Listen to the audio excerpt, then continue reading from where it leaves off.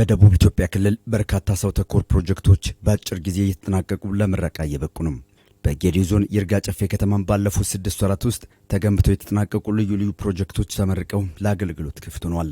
100 ሚሊዮን ብር ወጪ የተደረገባቸው እነዚህ የመሰረተ ልማቶች የከተማ አስተዳደሩ ህዝቡን አስተባብሮ ያስገነባቸው ናቸው። ይርጋ ጨፌ ከተማ አስተዳደር ከንቲባ አቶ ብዙአየሁ ታደሰ ከተመረቁ ፕሮጀክቶች መካከል ለልማት ተነሾችና ለአቅመ ደካሞች የተገነቡ የመኖሪያ ቤቶች ይገኙበታል ብለዋል። ክቡር ጠቅላይ ሚኒስትራችን በግልጽ 1.5 ሚሊዮን ብር ቤት ለዜጎች መገንባት አለበት የተባለውን አቅጣጫ ተቀብለን በእኛ ደረጃ 40 ቤት በ40 ቀን ውስጥ ገንብተን ደረጃ የጠበቀው ጽዱ አካባቢ አረንጓዴ አልምተን ዛሬ የቤት ችግር ላለባቸው ሰዎች የማስረከብ ስራ ሰርተናል ማለት ነው። በከተማው የወተት የማርና የእንቁላል መሸጫ ሼድ ተገንብቶ መጠናቀቁን ያወሱት ከንቲባው የሁለተኛ ደረጃ ትምህርት ቤት ማስፋፊያና የደረቅ ቆሻሻ መሰብሰቢያ ተሽከርካሪ የፕሮጀክቱ አንድ አካል ነው ብለዋል። የወንዝ ዳር ልማት ስራዎችም በዕለቱ የተጎበኙና ውጤት የታየባቸው ስራዎች መሆናቸው ተመላክቷል። ይህ ወንዝ የቆሻሻ መጣያና ለተለያዩ አላስፈላጊ ለሰው ጤና ችግር እያስከተለ የነበረውን ወንዝ ለምን በዚህ በኮሪደር ልማት ወንዝ ዳር ኮሪደር ልማት አናልማም በሚለው እሱንም አቅደን ከህዝባችን ጋር ተነጋግረን አሁን ላይ ወደ 58 ሚሊዮን የሚጠጋ ሀብት መድበን የወንዝ ዳር ኮሪደር ልማት ያለማን ነው እንገኛለን። እስካሁን በምናይበት ሰዓት ወደ 61% ደርሷል። የህዝቡን የመንገድ ጥያቄዎች የሚፈታው የቆንጋ ወንዝ ድልድይን ጨምሮም በከተማው 100 ሚሊዮን ብር የሚያወጡ 7 ፕሮጀክቶች ተመርቀው ክፍት ሆነዋል። የጌዴኦ ዞን ዋና አስተዳዳሪ ዶክተር ዝናቡ ወልዴ ባለፈው 1 ዓመት በይርጋ ጨፌ ከተማ ብቻ ከ500 ሚሊዮን ብር በላይ የሚያወጡ የልማት ስራዎች እየተሰሩ ነው ብለዋል። መሰል የህዝብ ጥያቄዎችን ለመመለስ ስራዎች እየተሰሩ መሆኑንም አንስተዋል።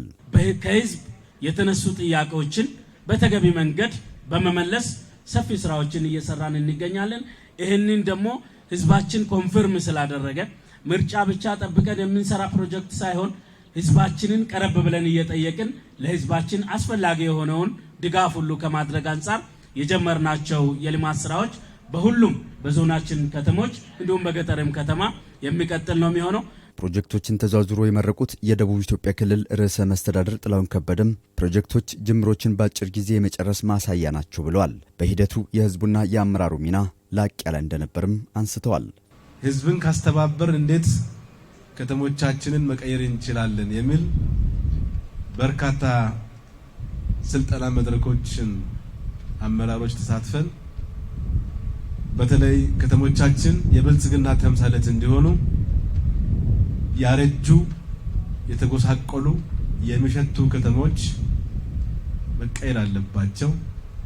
ይህን ለመቀየር ደግሞ የተለየ በጀት ድጋፍ ወይም ደግሞ ፋይናንስ ተመድቦ ሳይሆን በራስ አቅም ጸጋን ህዝብን አስተባብረን መቀየር እንደምንችል የተጀመሩ የከተሞች ለውጥ ይርጋ ጨፌ ተቀብሎ የኮሪደር ብቻም ሳይሆን ከቤት አቅርቦት ጋር ተያይዞ ያለውን መሰረታዊ ችግር ለመቅረፍ እንደ ይርጋ ጨፌ ከተማ በዲዛይኑም በአሰራሩም በተለየ መንገድ ለነዋሪዎች ይህን የመሰለ በእጅጉ ያማረ ምቹ የሆነ ቤት በማቅረብ በክልላችን ካሉ ከተሞች እንዲሁም ከነ ዲላም ከነ ሶዶም ከነ አርባ ምንጭም በተሻለ መንገድ ቤት በማቅረብ ምሳሌ ስለሆናችሁ እጅግ በጣም ኮርቻባችኋል። ከተሞች ለነዋሪዎች ምቹ እንዲሆኑ በክልሉ ታቅዶ እየተሰራ መሆኑን ያነሱት ርዕሰ መስተዳድሩም ይህ ተሞክሮም በሁሉም ከተሞች ሊሰፋ እንደሚገባም አመላክተዋል። በይርጋ ጨፌና አካባቢው በግብርናው ዘርፍ ከቡና በተጨማሪ የማር ስራዎች ላይ ጠንካራ ስራ መስራት እንደሚያስፈልግም መልእክት አስተላልፈዋል። ይርጋ ጨፌ በቡና ትታወቃለች። ዛሬ ደግሞ በከተማ ልማት ስራ እንዲታወቅ አድርጋቸዋል። ይህንን የቡና በጥሩ ጣዕም የሚታወቀው ይርጋ ጨፌ ቡና አሁን የቡና ማር እየመጣ ነው አይተናል።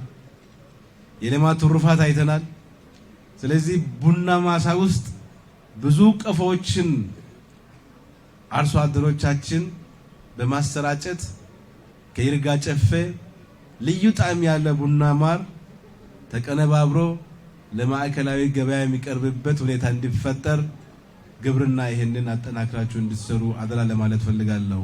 በድህነት ሳንሆን በሀብት የምንታወቅ መሆን አለብንና ዛሬ ማሳያ አይተናል። ይሄ ሰፍቶ በተለይ ከልማት ትሩፋት አኳያ የማር መንደርን አስፋፍተን የይርጋ ጨፌ ቡና የይርጋ ጨፌ የቡና ማር ሁለቱንም ብራንድ አድርጎ ለመቀጠል ቀጣይ ስንመጣ ትልቅ የማር ማቀነባበሪያ መለስተኛ ኢንዱስትሪ እዚህ ተከፍቶ ለማየት ተክታችሁ እንድትሰሩ አደራ ለማለት ፈልጋለሁ። በከተማው የተመረቁ ፕሮጀክቶች የህዝቡን የልማት ጥያቄ በተጨባጭ የመለሱም በመሆናቸው በክልሉ ሁሉም ከተሞች ተግባሩ ተጠናክሮ ሊሰፋ እንደሚገባም አመላክተዋል።